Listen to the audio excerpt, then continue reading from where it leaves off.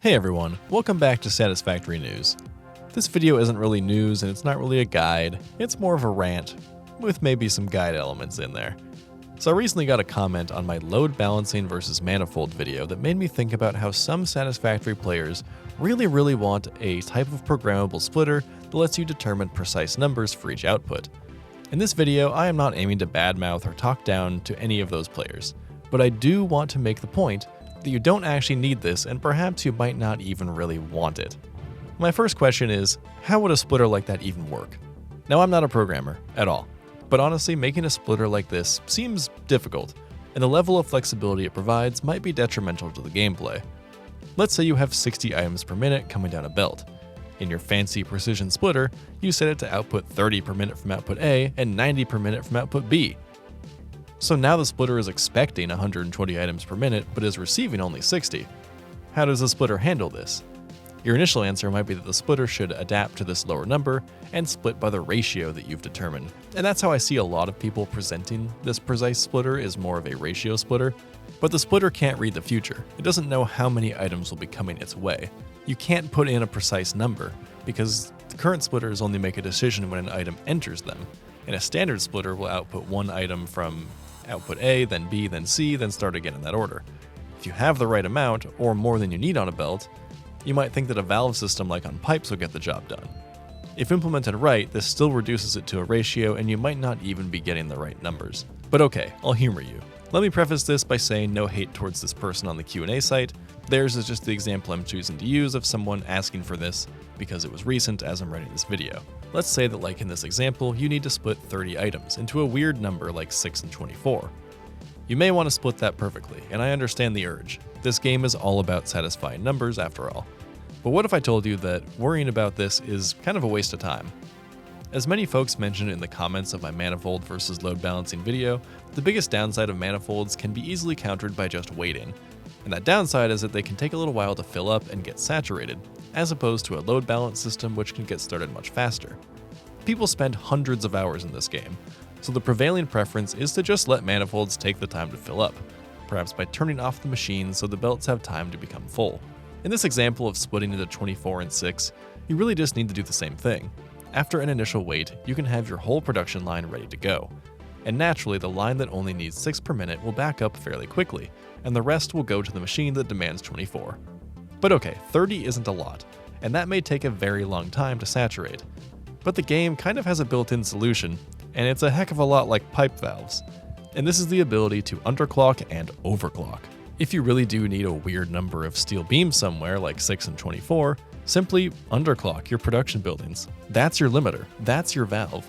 Sure, you might need one more constructor in this setup, or some power cells, but is that really such a high price to pay? Underclock one machine to produce 6, then set one to produce the full 15, and make a third one that you underclock to make 9. There you go, you're making 30. And it's easily split into 24 and 6. If that feels too wasteful and takes up too much space, just simply build 2 constructors, put a power slug in the second one, so that the one is still underclocked to 6, and the other one is overclocked to make 24. Then simply don't combine the outputs. Just have the belt of 6 going to where it needs to go, and the belt of 24 going to where it needs to go. This really isn't that complicated, and at the end of the day, it's almost identical to having a precise splitter, but using items and tools that are already in the game without adding yet another thing. It's also way easier to adjust your numbers later if you have to. Just simply move the slider on the machine. Now, what if you have too many items? Well, let's consider that the awesome sync exists in the game in order to deal with uneven excess numbers. If you want or need a system that has no backups, then you can produce some excess and sync it. Perfect efficiency is a pipe dream. It's possible in a lot of areas of Satisfactory to have absolutely perfect numbers, and it's part of what makes the game fun. But some numbers simply don't work out. Sometimes you have to sync the excess. Instead of worrying about wasting a couple resources here and there, go find another node somewhere else in the map. I can guarantee you the majority of players are not using every node on the map. There are more resources you can use, trust me. The other problem with small numbers like 24 and 6 is that rarely do you actually need to make so few. Sure, in the moment in this exact factory, you might only need 6 and 24. But in the grand scheme of your factory, you can probably make more steel beams and use them elsewhere. Steel beams are a relatively basic material in this example, and you should probably just utilize an entire iron node to make as much steel as you can, then create steel beams and steel pipes as you need. Even if you don't need them all right now, it will be so much easier to max out production than have this production line ready to draw from when you do need it later. And if you don't need it right now, you can just sink it into the awesome sink and get some tickets. Now that's being efficient. This also helps with space planning, but it definitely introduces some more questions too. Do you optimize for how many materials you can extract right now, or do you build enough production to handle fully overclocked Mark III miners? I would say at the very least, build production to max out your miners that you have for now, and plan for the future if you really want to. You can leave space to build out or build up, even if you don't build the machines that you need. Satisfactory is a game for building with what you have unlocked now and tearing it down later once you have better buildings. So don't worry too much about it now. So all of this to say, don't worry about exact numbers, and stop asking for precise splitters. You probably don't want them. Think of how complicated it would be every time you make a change in your factory to go to all of your splitters and change them. It's already hard enough checking every production machine to make sure that it's producing the right amount and that it's being efficient.